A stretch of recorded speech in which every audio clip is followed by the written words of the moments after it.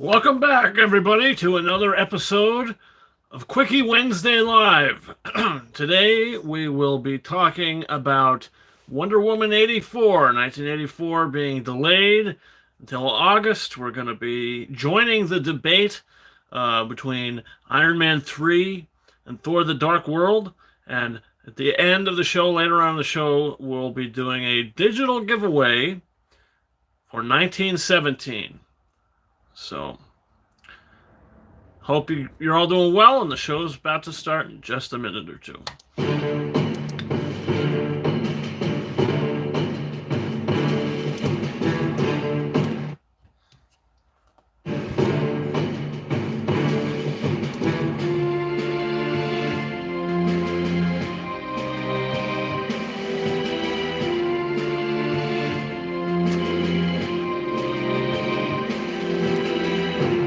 Dustin Staff says it's been a while. Unbelievable Montage says, hey. Future Filmmaker says hello. Hello. And how are you guys doing? Damn, you're all popping in here pretty damn quick. That's awesome. Sorry I started a little later today, but I was watching the president on CNN basically talking about some stuff, some updated stuff and all that. But we're here now, and we are gonna get this show on the road. Future Filmmaker says doing good. Well, that's good. I'm glad. Today we're gonna be talking about a lot of comic book movie news, comic book movie stuff, including, as I mentioned, Wonder Woman 84, Thor the Dark World versus Iron Man 3, and all that sort of stuff. So it's going to be a fun time for sure. And then later on, we're doing a 1917 digital giveaway. So it's going to be fun. It's going to be a fun time. So what's new with you guys? Anything new with you guys off the top? Anything you want to bring to the table here, before we get started? And if you're watching this in the on the repeat, then don't forget to hit that like button. Don't forget to hit that subscribe button, and all your dreams will come true. In more ways than one. So, let's see. Yeah, I didn't think there would be much to talk about this week, but it does, it did turn out that we will have a few things to talk about.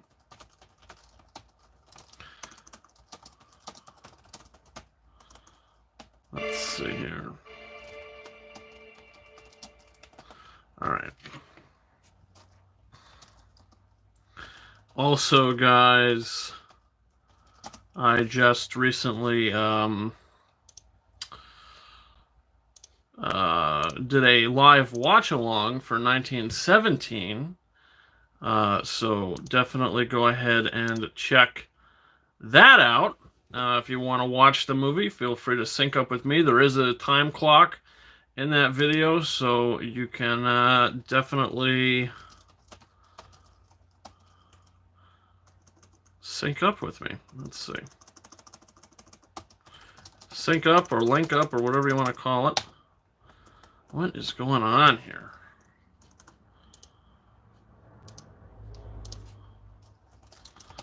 My computer is glitching out like crazy. All right.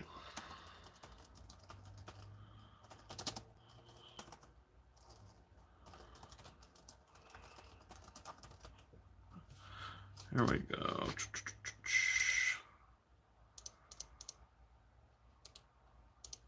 All right. So, there is, like I said, like I mentioned, a lot of stuff to kind of get into debate-wise. We're going to join the debate, which is something that is interesting to me why this is kind of coming in out of the blue. Let's see what we got going on in the live chat. Unbelievable Montages says, good. They delayed Wonder Woman 84. I wouldn't be pleased if they threw it on a streaming service. I agree. I do feel the same way for Black Widow. It's probably best that they did delay it instead of putting a movie like that on a streaming service. Dustin Staff says, Iron Man 3 is better in my opinion. It's not better than the first Iron Man, though. Unbelievable Montage says Iron Man 3 is better. Thor 2 is one of the worst Marvel movies, in my opinion. Yeah, so I guess what should we talk about first? I guess we'll talk about this Iron Man 3 or Thor 2 situation first. Why not? Yeah, this kind of came out of the blue. A few days ago, people started tweeting about this, and it was just getting out all over the place. What's the better movie, Iron Man 3 or Thor: The Dark World? And everybody, that I've heard comment on this, most of them say, well, I get that Iron Man 3 is part of this conversation, but why isn't Iron Man 2 part of this conversation? Why isn't it Iron Man 2 versus Thor: The Dark World? And I could kind of understand why it's Iron Man 3 versus Thor: The Dark World, because those are the two films that kind of kicked off Phase 2 of the MCU. You had Iron Man 3 first, which was the start of Phase 2, and then you had Thor: The Dark World, which was the follow-up to that. So basically, I think that's why people are kind of comparing those together, because they came out right back to back. They're both Phase 2 movies. Iron Man 2 did come out right after The Incredible Hulk. It was the third movie in the MCU. So that's probably why Iron Man 2 wasn't involved in this conversation. If it was, I think, for me personally, Iron Man 2 and Thor: The Dark World are my least favorite MCU movies. So I do agree that Iron Man 3 is the better film, but I don't think Iron Man 3 is a great film. I think Iron Man 3 is a good film. I don't think it's bad. I think it's okay. I think a lot of people watch that movie, and when a certain twist comes around with the Mandarin, that kind of, you're either going to check out or you're going to check in. And for me personally, I stuck around because the twist does work for the movie, even though if you're a big fan of the comics, that it might have disappointed you. Thor: The Dark World is actually my least favorite film in the MCU. I just pulled up my rankings for all 23 movies in the MCU, and the bottom, let's see, 1, 2, 3, 4, 5. The bottom 5 I'll name for you guys. 23, it's Thor: The Dark World. 22, I have Iron Man 2. 21, I have Ant-Man and the Wasp. 20, I have The Incredible Hulk. And 19, I have Iron Man 3. So Iron Man 3, it's my 19th favorite in the MCU. Is it great? No, but I do think it's okay. I don't really dislike any of these movies, like Thor: The Dark World and Iron Man 2. I don't dislike those films, but I don't really love them, and they don't have as much of rewatchability as films like the first Iron Man or Thor Ragnarok. Those movies are far more rewatchable. Now, honestly, after looking at this, my own list here, I'm thinking about flopping 22 and 23, because Iron Man 2 might just be the worst movie in the MCU. I don't know. It's tied for me between Iron Man 2 and Thor: The Dark World. As of right now, Thor 2 is at 23, Iron Man 2 is at 22. Nick Barkenhagen, back up, fingers crossed for 1917 Digital Code. Yeah, absolutely. That's going to be a little later in the show. Let's see. Only montages. Iron Man 3 is better. Thor 2 is one of the worst Marvel movies. The third act was where it fell apart, in my opinion. Iron Man 2 is my least favorite. Yeah, Iron Man 2 is probably my least favorite as well. Really the only good scene in Iron Man 2, like the best scene of the movie, is probably the racetrack scene with Whiplash. Now he comes out and he's boom, boom, boom, and he's kind of treating him like geez, what was it called? Jump rope. He's kind of treating it like a jump rope. I mean, he's not jumping over it, but he's doing the motions, and they're flipping, You know, That I did like. That was the best scene in the movie for me. And it was really, oh, excuse me. It was really the only memorable scene from the film as well. I think Whiplash was completely wasted. Yeah, absolutely, he was. But at the same time, in Thor: The Dark World, do we really remember Malekith, the villain in Thor: The Dark World?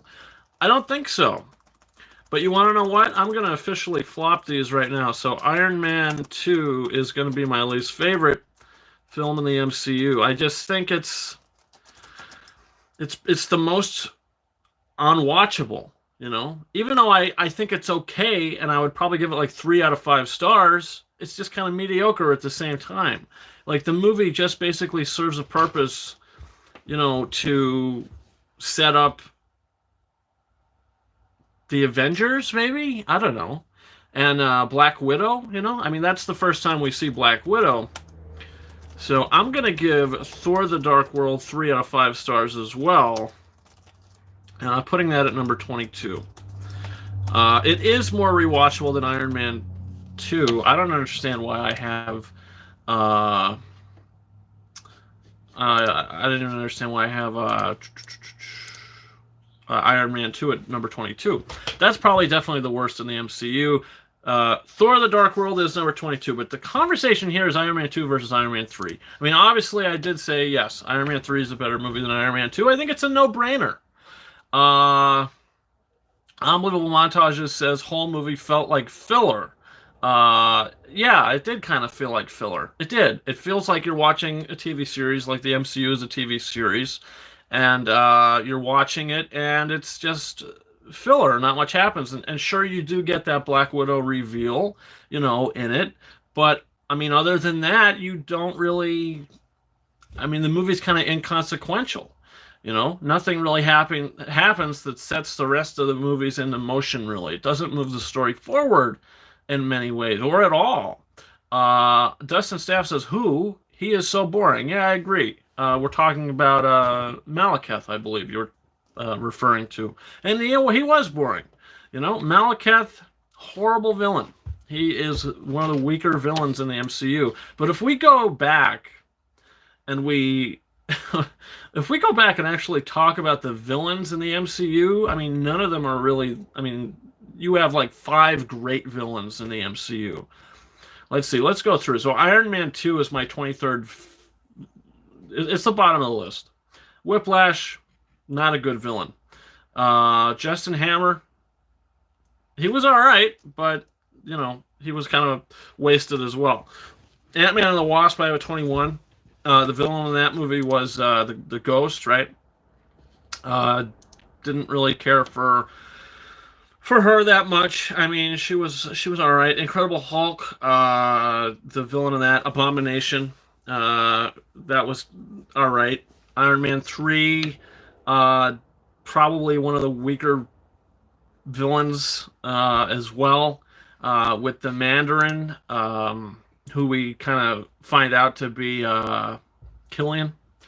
So that was a little bit of a head scratcher to me. I mean, the third act of Iron Man 3 is pretty good. And if we're going to go back to that conversation, Iron Man 3 or Thor: The Dark World, Thor: The Dark World really only has one really memorable scene. And for me, the only really great scene in Thor: The Dark World, and I will say it is a great scene. And that's the scene where Thor and Loki escape Asgard. That whole sequence might be a 10-minute sequence. I don't know.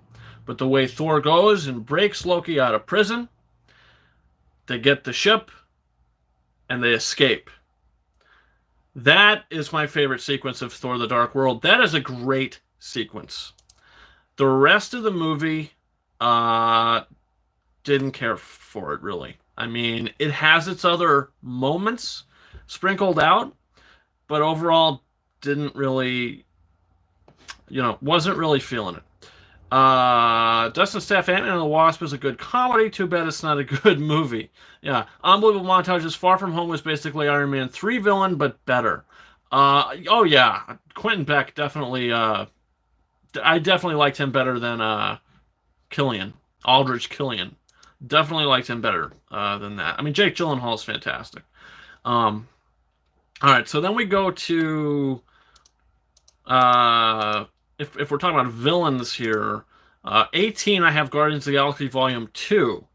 And the villain in that, I mean, Ego, Kurt Russell, he was all right. 17 I got Captain Marvel. The villain in that was Jude Law. He was probably another one of the weaker villains. 16 I have Avengers Age of Ultron. Ultron, I think he's probably in the middle tier of MCU villains. I did actually kind of like Ultron and James Spader, what he brought to it. 15, I got Doctor Strange. If I'm continuing to rank them here, what's the guy's name? The villain. Let's see. Is it on the Blu-ray cover? Because I do not remember. I don't remember.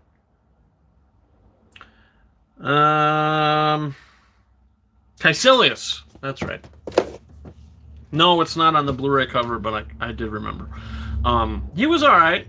I mean, he's got like a 5-minute monologue scene, which I don't really care for too much. 14, I have Spider-Man Far From Home.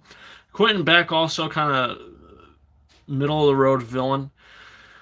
13, I have Captain America the Winter Soldier. Winter Soldier, upper tier villain. 12, I have the original Thor. I guess Loki and the Frost Giants would be the villain in that. I'd say they were, top tier. Well, Loki, I mean, he's more of the main villain in the Avengers. I guess the Frost Giants are the villain in the first Thor movie. So if I'm talking about the Frost Giants, then they're probably like lower tier. 11, I got Black Panther, Killmonger, definitely top tier villain. 10, Captain America First Avenger, Red Skull, top tier villain. 9, I have Ant-Man. What's his face? Bald dude. Darren Cross. He's probably middle tier villain. 8, I got Guardians of the Galaxy. So Ronan, probably middle tier or bottom tier villain. 7, I got Captain America Civil War. The villain in that, what was his name?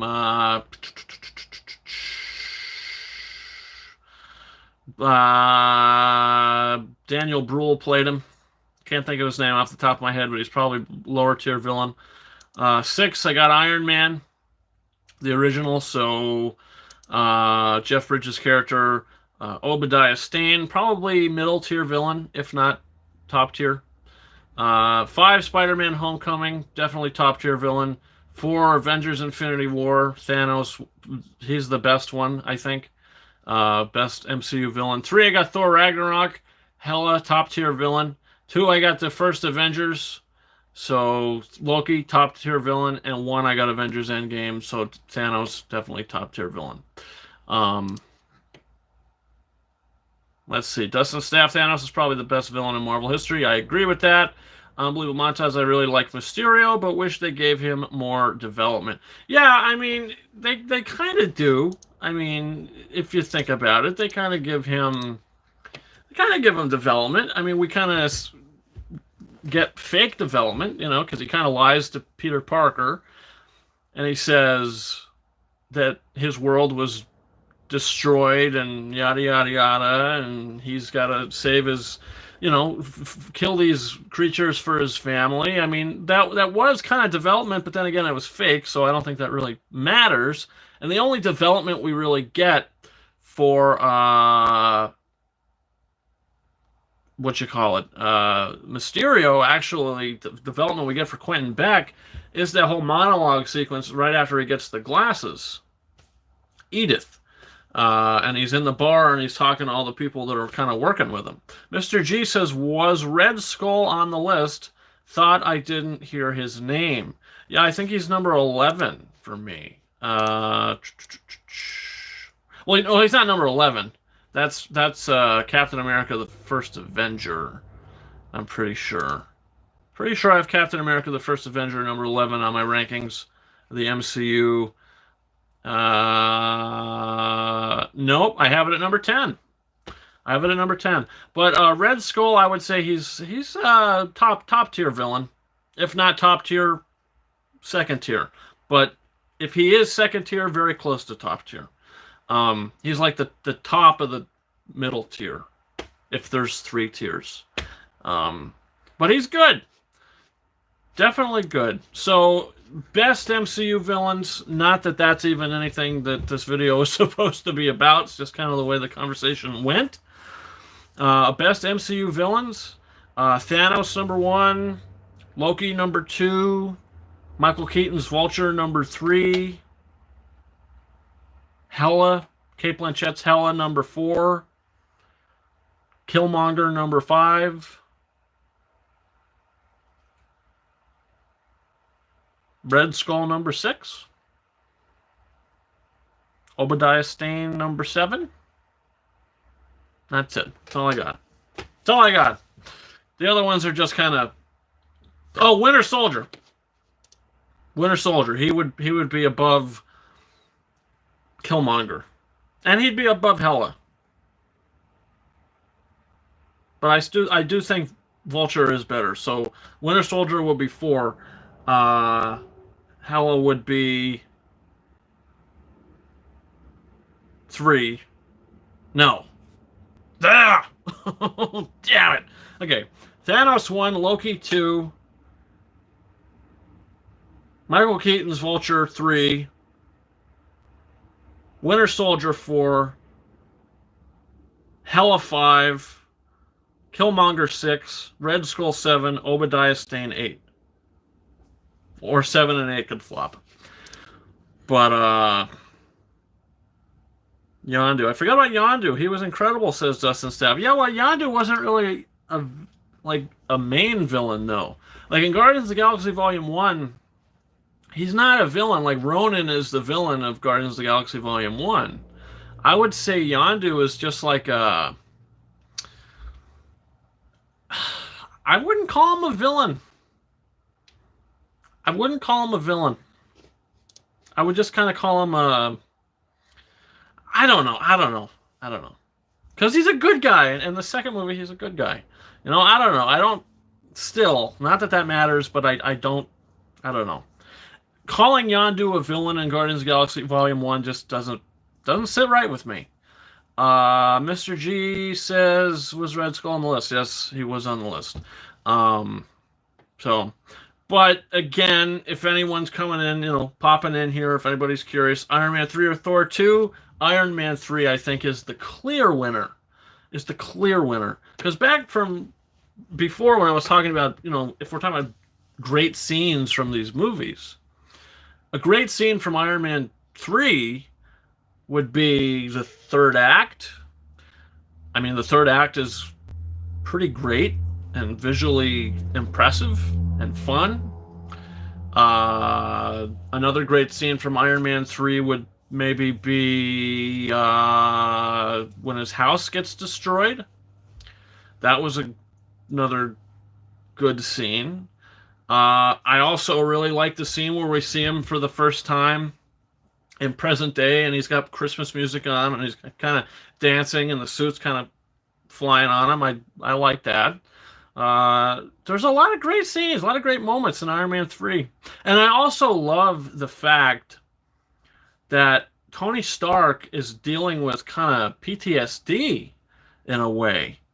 And he's having like nightmares, and he's getting like bad anxiety and panic attacks from what happened in New York from the first Avengers movie. And that aspect of Iron Man 3 I thought was great. And that's one of the things that Shane Black excelled in that movie, was his PTSD. I mean, in the end of the day, with Iron Man 3, though, basically Iron Man 3 is like the Last Jedi of the Star Wars movies. You have a film that tries to do things and take it in a certain direction, but then the next movie comes, Avengers Age of Ultron, where we see Tony Stark again, and they basically disregarded all of it. everything that happened with Pepper Potts and her kind of abilities and how she's kind of infected with this fire serum or whatever it was, never hear about it again. She's healed at the end of Iron Man 3. That's it. Inconsequential. Tony Stark apparently getting his shrapnel removed from his chest. Totally disregarded. Never hear about it again. Him throwing the bag over the cliff. He's got something in his chest in the next movie, so never hear about it again. It's disregarded. Tony Stark blowing up all of his suits. Totally disregarded. Never hear about it again. So there's just a lot in Iron Man 3 that feels inconsequential, but overall, it is a better movie than Thor the Dark World. Thor the Dark World is just a forgettable movie, really. I mean, it's a forgettable movie. And then you want to talk about Iron Man 2 for those people who are like, oh, well, add Iron Man 2 into the conversation. This conversation should be about Iron Man 2, not Iron Man 3. Okay, well, guess what? If you want to talk about... Well, basically, people are saying that because Thor the Dark World and Iron Man 2 are probably the bottom two movies of the MCU. So maybe that's why. That's probably why people would compare it to Iron Man 2. But Iron Man 2 is definitely probably even more forgettable than Thor the Dark World. I mean, great scenes in Iron Man 2, just the whiplash scene in the racetrack. That's it. And I would much rather watch Loki and Thor escape Asgard in Thor the Dark World. So that's why I got Iron Man 2 in last place. Thor the Dark World number 22. Iron Man 3 number 19. So even though Iron Man 3 might not be a great MCU movie, it is an okay movie. It is a good movie. It's not bad. It's all right. And the scores to these films. Thor the Dark World has a great score. The best parts about Thor the Dark World are the score by Brian Tyler and that scene that I've mentioned before. Also, the visual effects are pretty good. Those are the best parts about it. Iron Man 3, again, has a pretty damn good score from, again, Brian Tyler, who also scored it. The effects, I believe, Oscar-nominated visual effects. And some great moments. And some great sequences. Dustin Staff, my favorite scene from Iron Man 3 was the final fight. Yeah, I mean, that's one of the best scenes in the movie. Or when he's saving the people out of the airplane. That's another great scene. Where his house gets blown up, another great scene. Like I said, him dancing to the Christmas music in the beginning of the movie. A lot of great scenes. And then you got great moments as well, which makes the movie better overall. Like his PTSD moments, his moments in the restaurant, in the beginning of the film with Rhodey, when the kid comes up to him and he's got the picture of the kid kind of drawing his take and what happened with the wormhole in the sky. The funny little nod to the Christmas Story, reference, because the kid looks like the kid from A Christmas Story. So, overall, Iron Man 3 is the winner. So, that's that conversation. If you watch this on the repeat and you got a different view, definitely leave that down below. Also, if you're watching this in the live chat right now, guys, what do you think? A lot of you said right off the bat, Iron Man 3 was your favorite. Dustin Staff says Iron Man 3 is better, in my opinion. Unbelievable Montage says Iron Man 3 is better than Thor 2. So I think that's the general consensus here. Future filmmaker, Nick Barkenhagen, Mr. G. I know you guys were in here for a little bit. So, what are your thoughts? What's going on here? Iron Man 3 wins, says Dustin Staff. Yeah, absolutely. I just don't care to rewatch Thor 2. Says Unbelievable Montages. Well, oh yeah, absolutely. I agree with that 100%. I would rather watch Iron Man 3 than Thor 2 any day. So that's definitely the winner, I would say. It's a no-brainer, I don't even really know how this is a debate. or a conversation, you know, other than these two movies coming out back to back, in a sense, you know. I don't know. I just think it's weird. Iron Man 3 is definitely the superior movie. But hey, who knows? I mean, there might be people out there that love Thor: The Dark World. And if you are one of those people, you know, let us know. You know, do you love Thor: The Dark World? What are your thoughts about Thor: The Dark World? I have never talked to someone who has Thor: The Dark World in their top 5 movies of the MCU. Never saw it. Not even in the top 10. So, hey, maybe you do. I mean, I don't know. I've seen a lot of lists, but nothing like that. You know, it'd be lucky if it got into the top 15. But I guess the same goes for Iron Man 3, to be honest. I don't know. But yeah, guys, definitely leave a comment. Thor: The Dark World is probably number 23. I don't know. See, I think Iron Man 2 is number 23. You know, because if I'm comparing Iron Man 2 to Thor: The Dark World, as I was talking about before, I just think Thor: The Dark World has a better sequence in it overall. You know, the sequence where, as I've said before, Thor and Loki escape Asgard. That's a great sequence. The only really great sequence in Iron Man 2 is the whiplash scene in the racetrack. So I would prefer that scene in Thor: The Dark World as well. Also, Iron Man 2 has a very weak score. John Debney did the score. John Debney did the score to Iron Man 2, and that's just a forgettable, generic superhero score.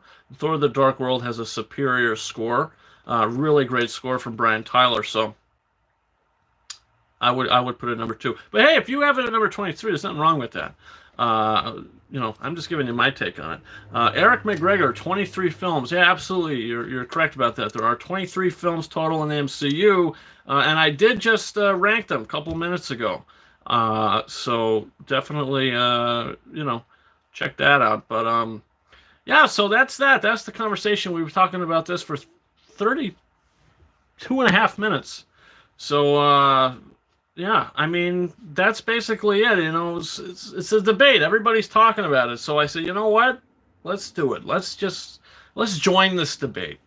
You know, because there was really not that much to talk about this week. I mean, other than, you know, Wonder Woman 84 getting postponed, which we're about to talk about, there was really nothing to talk about. So thank God, in a way, that this kind of came up, because it's, you know, something to talk about. And it's fun, you know? Debates are fun. Even though they're weird debates. Like, this is a really weird debate. Iron Man 3 or Thor 2. Like, it's just strange. Because I would think Iron Man 3 would be the no-brainer. So, I don't know. Unbelievable montages. Well, streaming services have skyrocketed since this whole lockdown thing. Yeah, that was something that I potentially could have,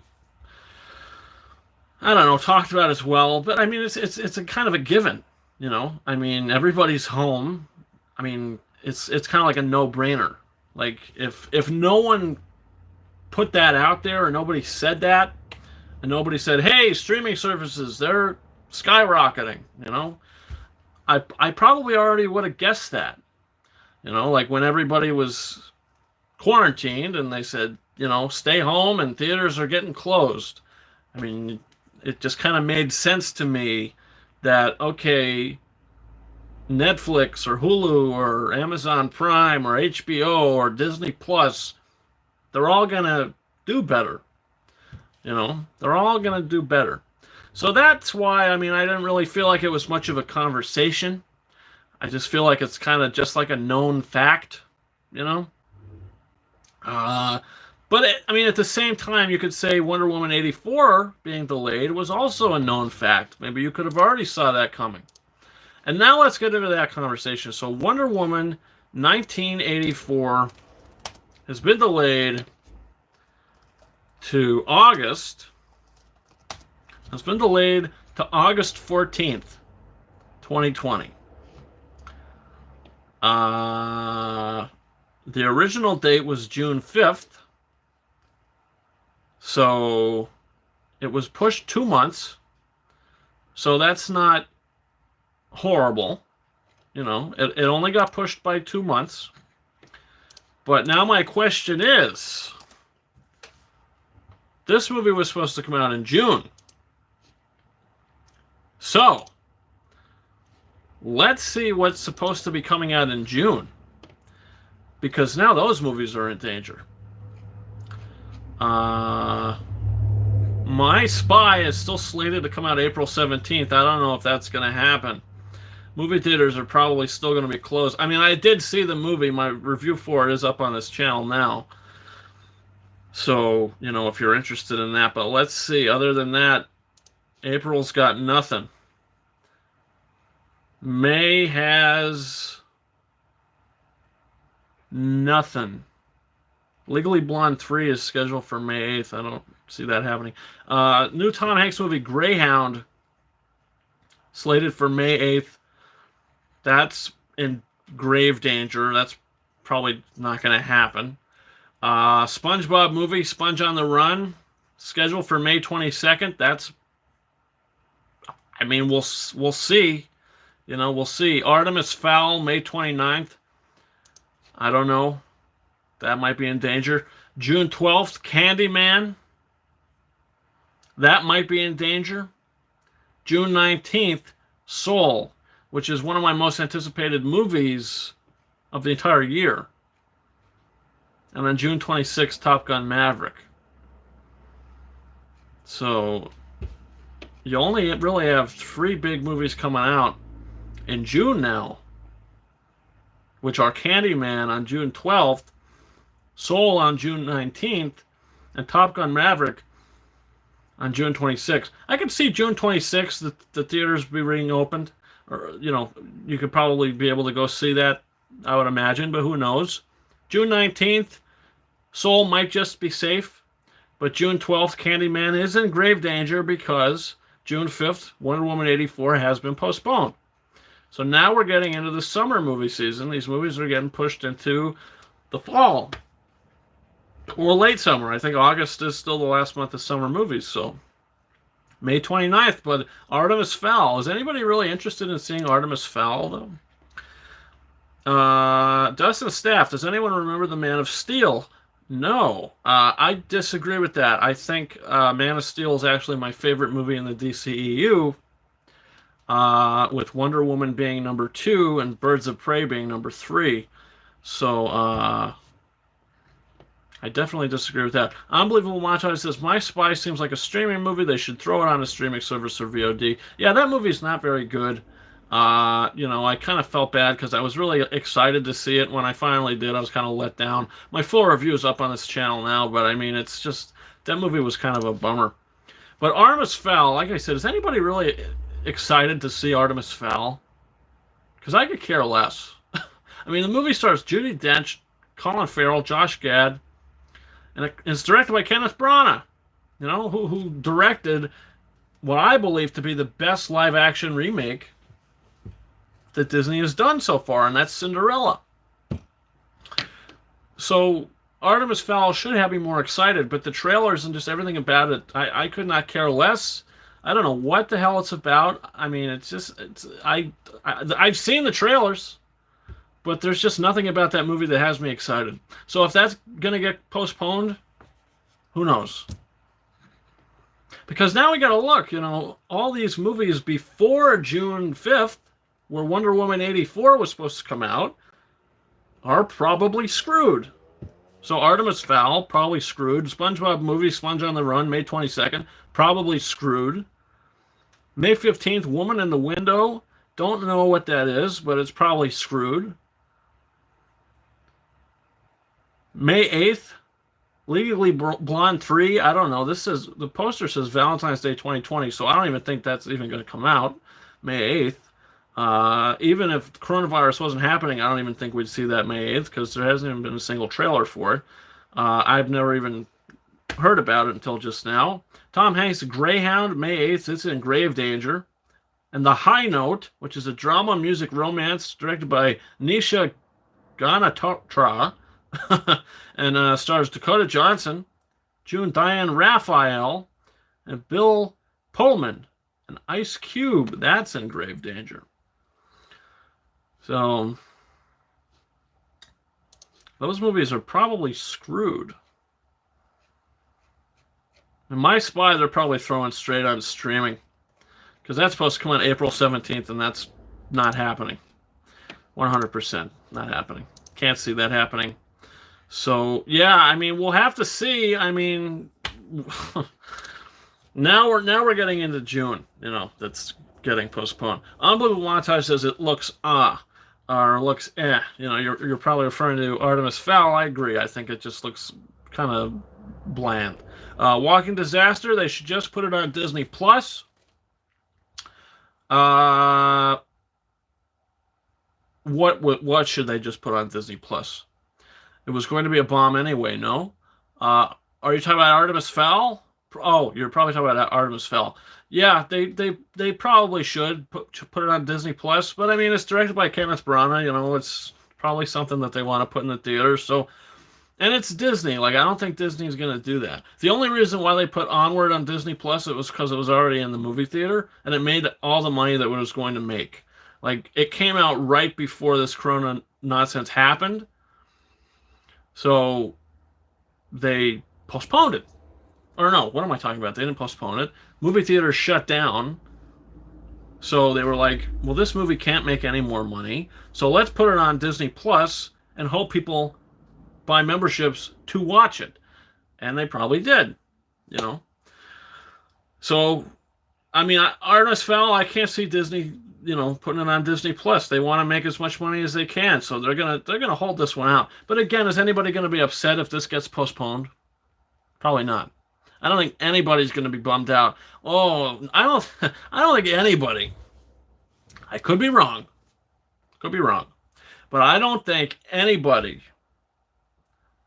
is saying, I can't wait till the end of May. Oh, man, Artemis Fowl. Can't wait. I can't see that. The trailers, I just don't see anybody being excited for that movie. Dustin Staff says, hold on. If I was the head of Disney, because of what's happening to Onward, I would put it on Disney Plus for a limited time. Seems like a good idea, says Dustin Staff. Yeah, well, I mean, you got to think about it this way. Onward was in the movie theater for like 2 weeks. So, it already basically was going to make all the money it was going to make in theaters. I don't think they're going to just cut Artemis Fowl's chances of making money in the movie theater to put it on Disney Plus, because I don't see a lot of people buying a membership to Disney Plus just to watch Artemis Fowl. I could see it happening for Onward, and I could see it happening for Frozen 2, which it did, because that was dumped onto Disney Plus earlier. I can't see that happening for Artemis Fowl. Just can't see it happening, But, 1917 digital copy giveaway, guys. That's going to happen in just a few minutes here. So, definitely look forward to that. As always, we're going to do the live trivia.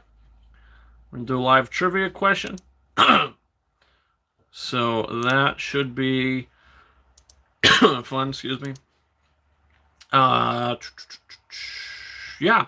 But yeah, Wonder Woman 1984 delayed, which is something that we probably, I don't know. I mean, it was 50-50. Because the last really movie that was delayed, which was farthest into the summer season, was Fast and Furious 9. That was supposed to come out like May 20th or something like that. Let's see. Fast and Furious 9 was supposed to come out on May 22nd, I think. But that got pushed until May 2021. They pushed that a whole year. They want to make their money. Fast and Furious makes their money overseas and in the States as well. So they don't want anything screwing that up. So they moved it a whole year, which was kind of surprising. But I mean, what are you gonna do? But basically, what I'm saying is that was the film with the later release date, latest into the summer season, to be postponed. So now, 2 weeks after that was June 5th.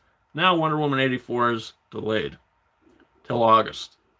So, like I said, 29th, Artemis Fowl, In Danger, SpongeBob, In Danger, Woman in the Window, whatever that is, In Danger. The new Tom Hanks movie, In Danger. And when I say In Danger, I mean all these movies have the potential to get delayed. And they probably will. They probably will. But, I mean, listen, I was just watching Donald Trump's press conference before coming on here, and he's, he wants to open up he wants to open stuff up by Easter. So, I mean, I don't know if that's going to happen. I don't know if that's such a good idea right now. I don't know. We'll have to see. We'll have to play it all by ear. Unbelievable Montage says if they're going to put Artemis on Disney Plus, then they probably would have done it for Mulan by now. But Mulan is probably going to be held for theaters. Yeah, they would have done that for Mulan, which is why I'm saying, like, no matter what it is, if your movie's Artemis Fowl or Mulan or whatever the case may be, Disney wants to put these movies in the theater. Disney wants to make it any single, every penny they can for these movies. Even if Artemis Fowl is going to bomb, who knows? They want to put them in the theater. So the only, I strongly believe the only reason why Onward moved on to Disney Plus was because it was already in the theater and it already made all the money that it was going to make. And then theaters closed, so they said, let's go ahead and put it on Disney Plus because this movie already made as much as it was going to make in theaters. Now, Jungle Cruise, which is Disney's film to come out after Soul, which is in June, Jungle Cruise is slated for July 24th. That might not get postponed. By July 24th, I think theaters will be good. I would hope. I mean, I would hope. I don't know. We'll have to see. I don't think movies... I mean, that's the whole entire summer, basically, movies. May, June, July. All of it's screwed? I mean, when are they going to put these other movies out that have already gotten postponed? Like, if they... Let's see. Because I'm sure there's movies scheduled for September, October, and November. It's Oscar season. So what are you going to do? You're going to dump Mulan in one of those months? You're going to dump Black Widow in one of those months? Are they going to dump anything else that they postponed? Who knows? If Soul gets postponed, is that going to get dumped to November? Which is not unlikely because Pixar has movies that have come out in November before. Now, I want to look at something on Box Office Mojo. Let's see. Now, there used to be an option for franchises, but I don't see that anymore. So let's just go to Pixar. Onward has grossed $61 million domestically and $103 million worldwide. That is horrible. I feel so bad for it because the movie's pretty damn good, and it's actually my favorite movie of the year so far, even though I have only seen, 10 or 20 films or something like that, 20-some films. Onward is my favorite movie of the year so far, and it definitely deserved to do better, so, this is just screwing everything, And movies like Invisible Man and Call of the Wild. I'm actually surprised that they didn't put Call of the Wild on Disney Plus, because that's owned by Disney. And I was even seeing advertisements where they had all the animals from past Disney films, and they had Buck from the Call of the Wild in the advertisements, and they said, we're getting a new friend or something, and it was Buck. So I'm surprised they didn't put that on Disney Plus. My favorite movie of the year so far is The Invisible Man. Yeah, I mean, that's a lot of people's favorites. I do like it. I just don't love it. I wanted to love it. Like, the trailers for that movie had me so excited. Even watched my Super Bowl, like, I reacted to the Super Bowl trailer for it. And I was, like, so looking forward to seeing that movie. But then you watch it, and you're either going to totally buy into what's happening, or you're not. Now, it gets very sci-fi without spoiling anything. It just turns into something that I was kind of underwhelmed by. I was underwhelmed by it. As of right now, I got a top 6 movies of 2020. Number 1 is Onward. Number 2 is Birds of Prey. Number 3 is The Way Back. Number 4 is The Call of the Wild. Number 5 is The Invisible Man. And number 6 is The Gentleman. I actually might switch 3 and 4. Call of the Wild might be 3. The Way Back might be 4. I could see myself buying The Call of the Wild. I can't really... I mean, maybe I could see myself buying The Way Back. But if you had to put a movie in front of me right now and you're going to say, what would you rather watch? Call of the Wild or The Way Back? I'm going to pick Call of the Wild. I had fun with it. I thought it was good. I thought John Powell's score was pretty damn good as well. But, yeah. But there's it's a lot more crap that came out this year than there was good movies. So, like, I've got 6 movies ranked here for the best, and I got all 10 slots filled for the worst. So, we'll have to see. Unbelievable Montage says, there's just a lot of plot holes that holds it back. The first half was fantastic. Oh, I agree. The first half of The Invisible Man was great.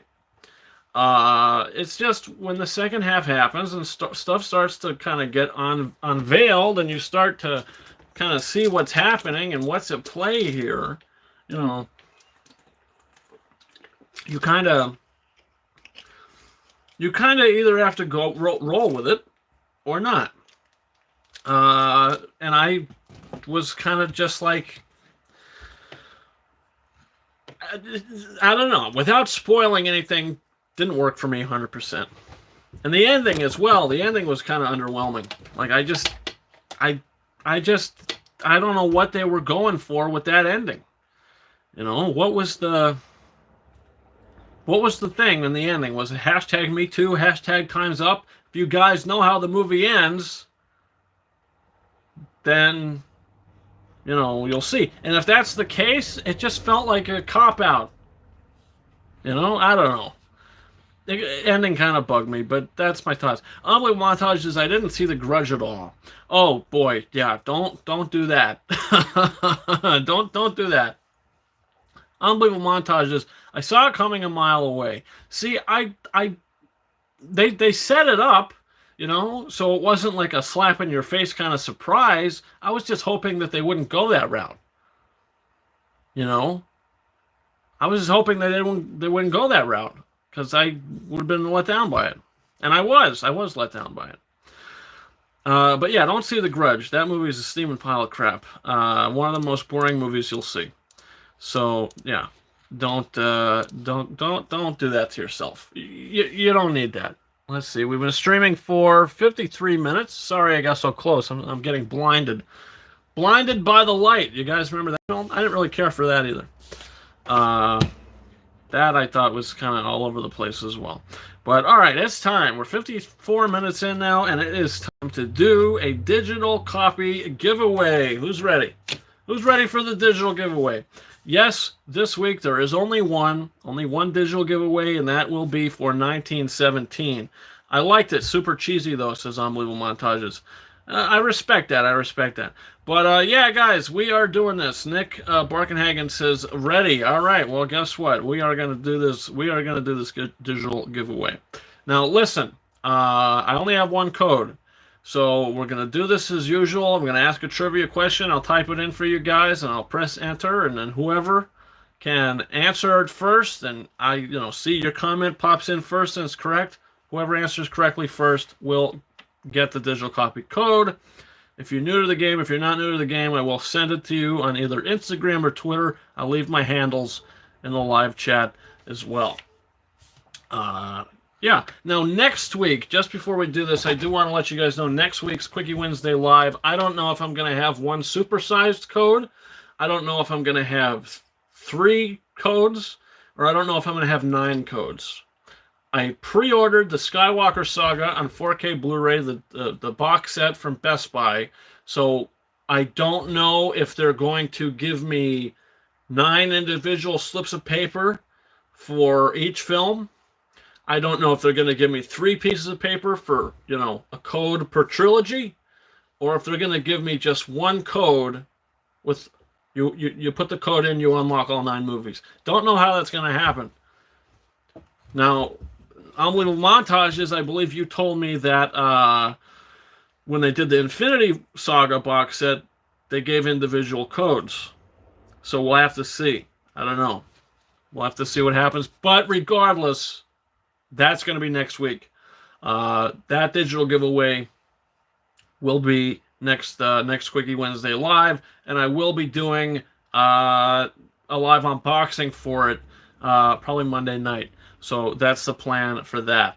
But yeah, and then maybe a live watch along for Rise of Skywalker as well next Tuesday. So without further ado, let's get this show on the road. So we got 1917 here. We got digital copy giveaway. So I'm going to ask you guys the trivia question. And then we'll get the show on the road. So everybody get ready. Everybody get ready for some trivia. And we're going to get this show going here. So let me see.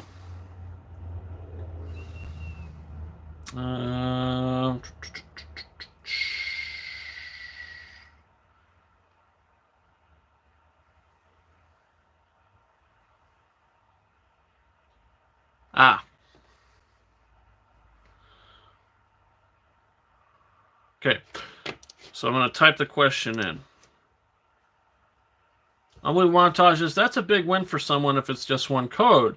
That set is like over $200. Hope they release individual sets in the future. Yeah, that's a giant win.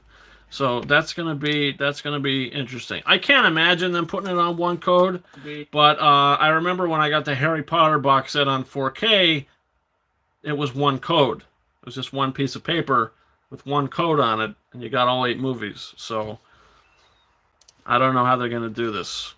Don't know how they're gonna do this. All right. So let me type this question in, and I'm gonna send it away, and we're gonna get going. Now, spelling is this is a kind of 50-50 thing. We'll see. Whoever answers the question, we'll see how it looks. All right. So let me type this in.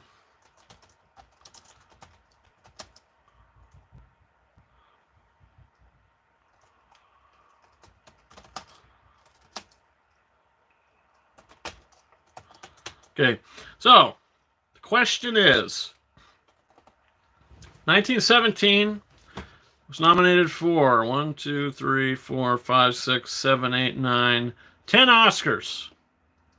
2, 3. It won 3 of them. It won the Oscars for cinematography, visual effects, and sound mixing. Another one of the film's nominations was for Best Original Screenplay.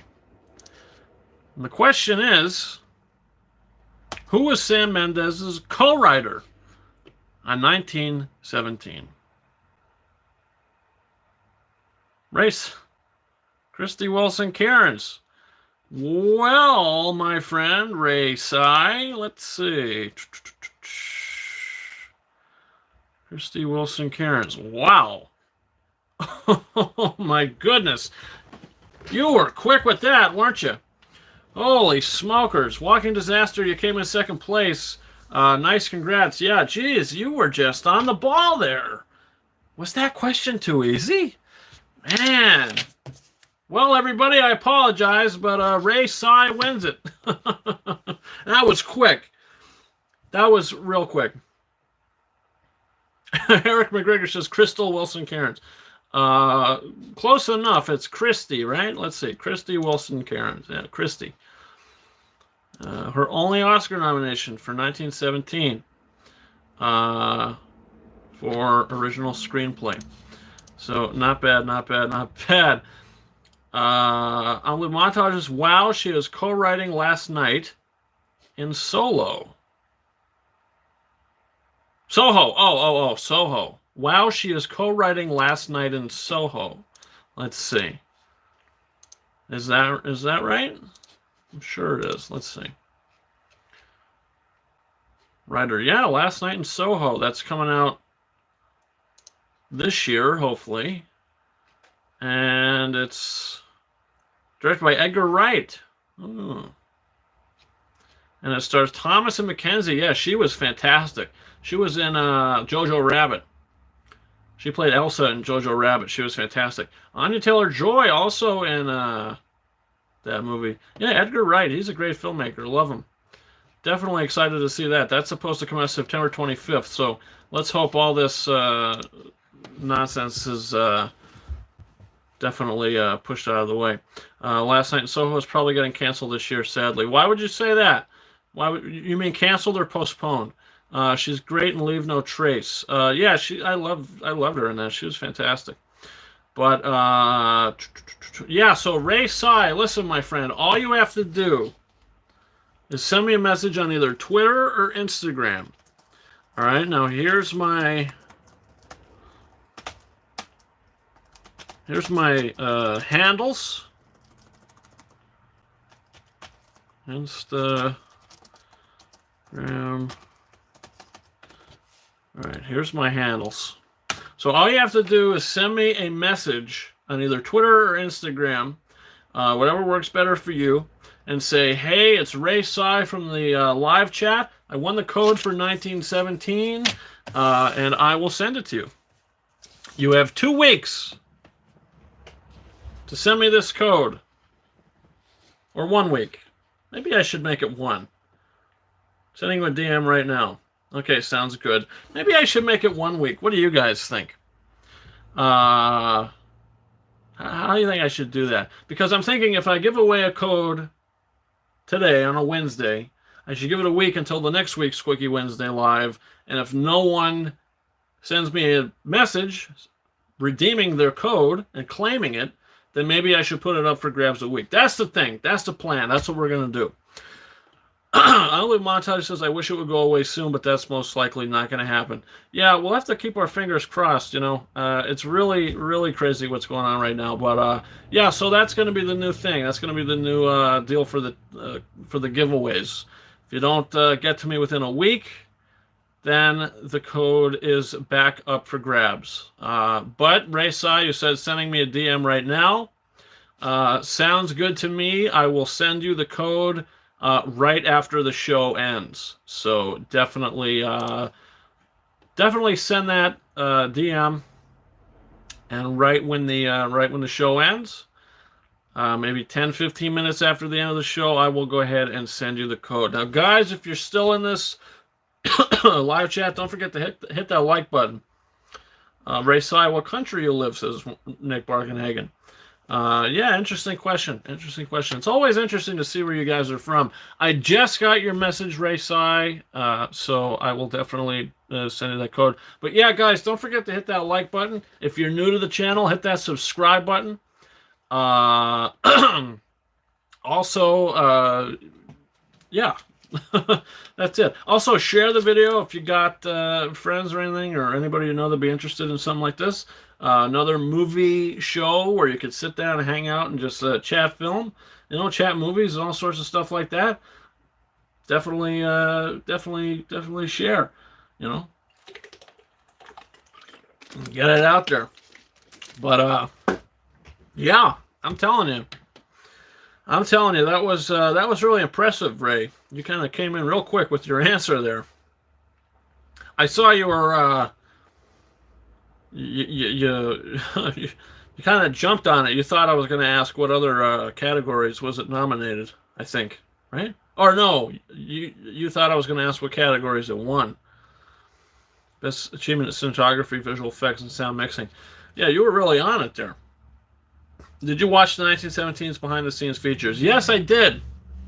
Last night I watched the bonus features. I did not listen to the commentaries, but I listened. I watched the features, and it's pretty crazy that you know half those visual effects were like visual effects. Like it all looked real. Like the whole entire movie looked real. Like it's crazy what they were able to accomplish in that movie. Totally crazy.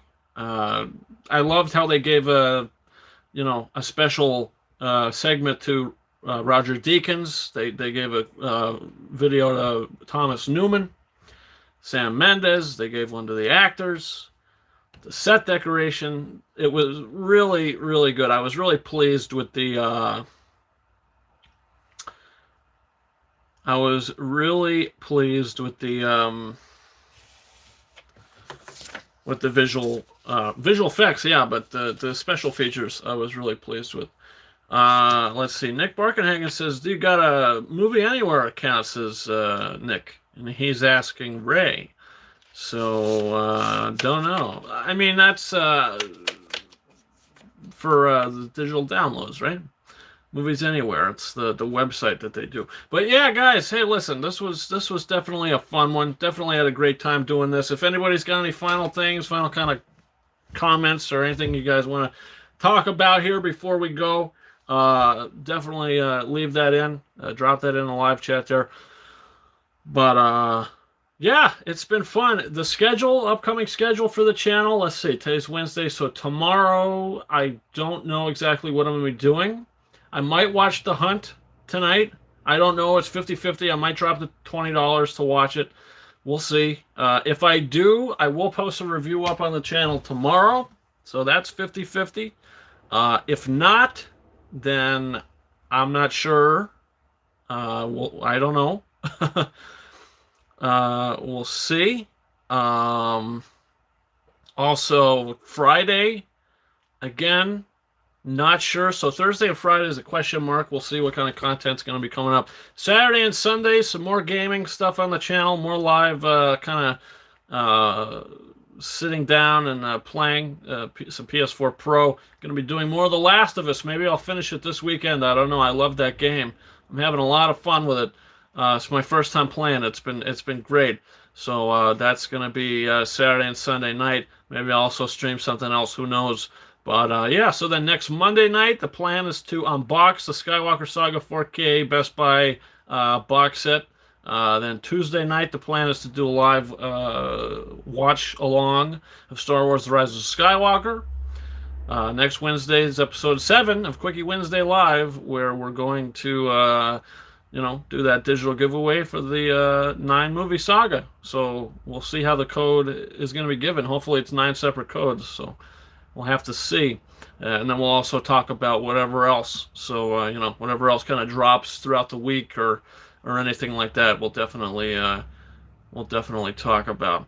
But, yeah, let's see. Unbelievable Montages. I rewatched There Will Be Blood today. And it's amazing. If you haven't watched that, highly recommend. Yeah, I do. I got the DVD right here. I used to own it on Blu-ray, but I think I sold the Blu-ray. Maybe that was a stupid thing for me to do, but I do have the DVD. I got this out of a Walmart bin for like $4 a couple months ago. But yeah, I think it's great. I think it's a great movie. The first time I watched it, I kind of wasn't sure how to feel about it, but then I watched it again, and I just realized the brilliance of it. Like, really just the amazing kind of filmmaking Paul Thomas Anderson did for that movie. Probably his best movie.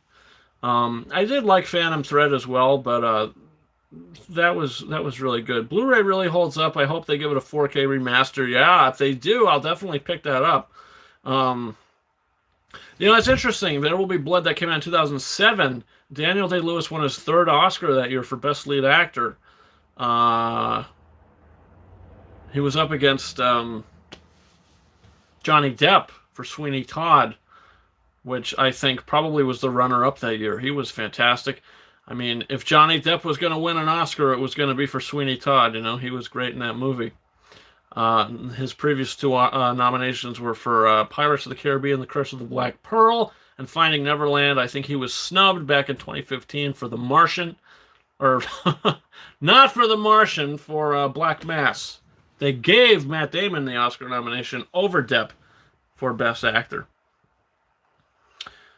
Would have preferred There Will Be Blood to win over No Country for Old Men for Best Picture. See, I never watched No Country for Old Men. That's actually one that I haven't seen.